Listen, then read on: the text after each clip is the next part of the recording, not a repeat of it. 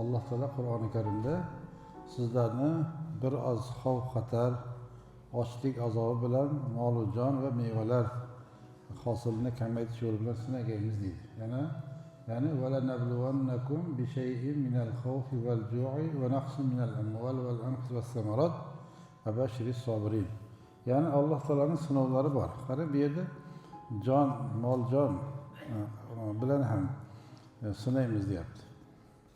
Va sabr qilguvchilarga xursandchilik bashoratini bering deydi. Gohida masalan sinov keladi, bir qo'rqinch, xavf-xatar sinov kelishi mumkin. Gohida masalan ochlik bilan sinov kelishi mumkin. Gohida molimizga talafot yetishi yoki jonimizga bir kasallik yetishi bilan sinov kelishi mumkin. Gohida hosillarimiz sovuq urishligi yoki hosillarga talafot yetishi bilan sinov kelishi mumkin. Baribir sinov keladi. Lekin o'shanday bo'lgan holatda agar kimiki sabr qiladigan bo'lsa, sabr qilib inna lillahi va inna ilayhi rojiun. Biz Allohnikimiz va Allohga qaytamiz deydigan bo'lsa, o'shanday insonlarga Alloh taolo ularga xursandchilik bashoratini bering.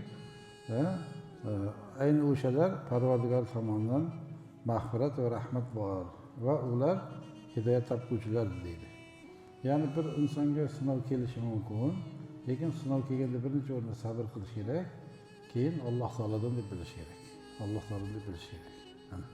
O'shanda Alloh taolo unga xursandchilik bashoratini beradi va gunohlar kechiriladi, Alloh taolo tomonidan bir rahmat yog'iladi.